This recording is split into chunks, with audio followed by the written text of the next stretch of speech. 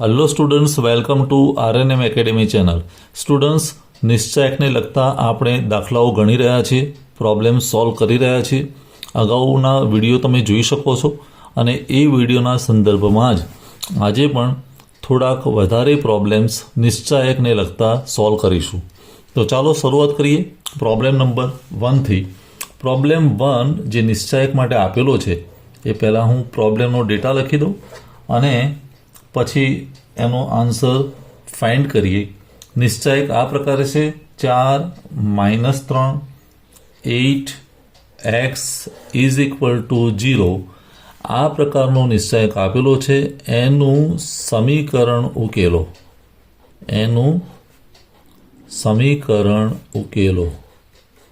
સમીકરણ ઉકેલો means એક્સની value આપણે નક્કી કરવાની છે।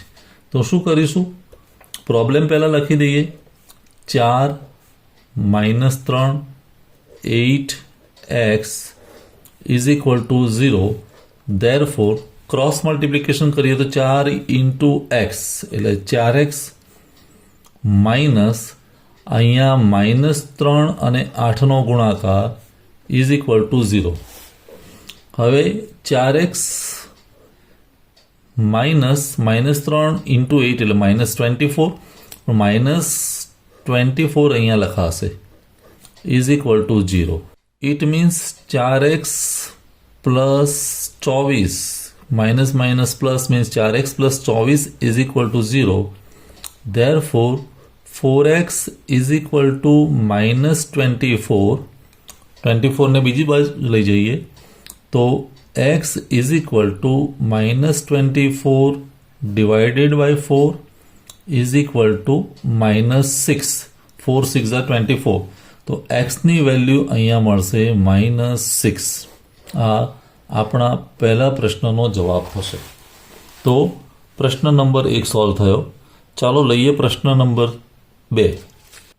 સ્ટુડન્ટ્સ, પ્રોબ્લેમ નંબર 2 આ પ્રકારે આપેલો છે અને એમાં પણ સમીકરણ ઉકેલવાની જ વાત છે। x - 3 અહીંયા છે 1 2x - 2 = 0 આ પ્રકારનો નિશ્ચાયક આપેલો છે દ્વિહાર અને એનું સમીકરણ ઉકેલવાનું મીન્સ એક્સની વેલ્યુ નક્કી કરવાની છે। શરૂઆત કરીએ ડાબી બાજુથી તો અહીંયા x - 3 અને x - 2નો ગુણાકાર આ અને આ -2 અને 1નો ગુણાકાર 2 અને 1 = 0। હવે આ બ્રેકેટ ઓપન કરવાનો થાય બંને કાઉન્સ તો કોઈ એક વેલ્યુને પકડવાની x અને આના બંને ટર્મ સાથે ગુણાકાર કરો તો xનો x સાથે ગુણાકાર એટલે x²। હું બ્રેકેટમાં લખું છું xનો -2 સાથે મીન્સ -2x। હવે -3 ને x સાથે તો -3x અને -3નો -2 સાથે ગુણાકાર મીન્સ +6 માઇનસ માઇનસ પ્લસ થઈ જશે। તો આ પ્રકારનું વિસ્તરણ થશે અને અહીંયા 2 × 1 મીન્સ 2 = 0। હવે આને વધારે સિમ્પ્લિફાય કરીએ તો x² -2x - 3x means -5x +6 -2 = 0। therefore x² -5x અને 6 - 2 મીન્સ +4 = 0। તો આ એક પ્રકારની પદાવલી જેને કહેવાય કે ટર્મ્સ મળશે x² -5x +4। હવે આના અવયવો પાડવા પડશે ફેક્ટરાઇઝેશન। તો કેવા બે ભાગ પડી શકે? તો એમ વિચારવાનું કે 4ના એવા બે ભાગ પાડો કે જેનો સરવાળો -5 થાય પણ ગુણાકાર +4 થાય। તો 4ના બે ભાગ એવા પડી શકે, એક છે -4 અને એક -1। યાદ રાખો -4 અને -1નો સરવાળો મીન્સ -5 એ અહીંયા થવો જોઈએ આ સાઈડમાં અને -4 અને -1નો ગુણાકાર એટલે +4। તો અહીંયા હું શું લખીશ? એક બ્રેકેટમાં x - 4 બીજા બ્રેકેટમાં x - 1 = 0। જો મેં ડાયરેક્ટ લખી દીધું -4 ને -1 છે તો એના આગળ x લગાડી દો x - 4 x - 1 = 0। એનો અર્થ એવો થયો કે કાં તો x - 4 = 0 હોય અથવા તો x - 1 = 0 હોય। જો આ બંને ટર્મનો ગુણાકાર 0 ક્યારે થાય? આમાં આ બે વેલ્યુમાંથી કોઈ એક વેલ્યુ 0 હોય, એટલે કાં તો આ પદ 0 હોય અને કાં તો આ પદ 0 હોય. એટલે x-4 ઇઝ ઇક્વલ ટુ 0 કે x-1 ઇઝ ઇક્વલ ટુ 0. એનો અર્થ કે x ઇઝ ઇક્વલ ટુ 4, કારણ કે આ બાજુ -4 ને આ બાજુ લઈ જાઓ તો પ્લસ થઈ જાય, અથવા તો x is equal two 1.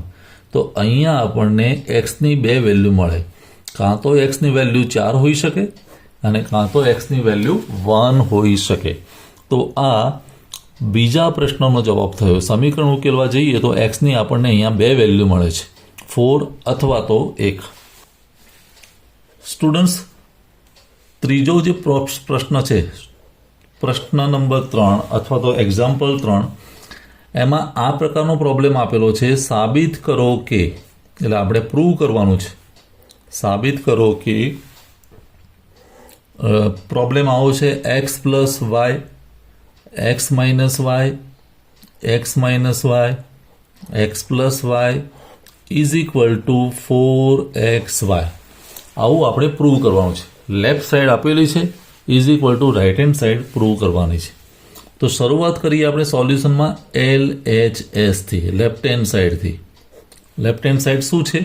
Left hand side આ પ્રકારનું છે, x plus y, x minus y, x minus y અને અહીંયા x પ્લસ વાય.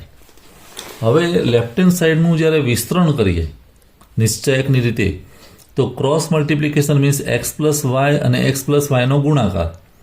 તો x plus y into x plus y minus અહીંયા x માઇનસ વાય અને x માઇનસ વાય, તો x minus y અને x માઇનસ વાય આ પ્રકારનું થઈ શકે. હવે x પ્લસ વાય અને x પ્લસ વાય બે વાર છે, એનો અર્થ એવો થયો કે x પ્લસ વાયનો સ્ક્વેર. અને આ બાજુ પણ x માઇનસ વાય બે વાર છે, એટલે x માઇનસ વાયનો સ્ક્વેર. હવે જો તમને અવયવોની રીત યાદ હોય તો x પ્લસ વાયનો સ્ક્વેર હોય તો એનું વિસ્તરણ શું થઈ શકે? x square plus 2xy plus y square અને માઇનસ અહીંયા x square minus 2xy plus y square. એટલે અહીંયા પ્લસ 2xy આવે કારણ કે પ્લસ સાઇન છે, માઇનસ છે તો માઇનસ 2xy ની સાઇન આવે. હવે આ બંને કૌંસને ઓપન કરી દઈએ તો x square plus 2xy plus y square minus x square minus minus plus 2xy અને માઇનસ વાય સ્ક્વેર.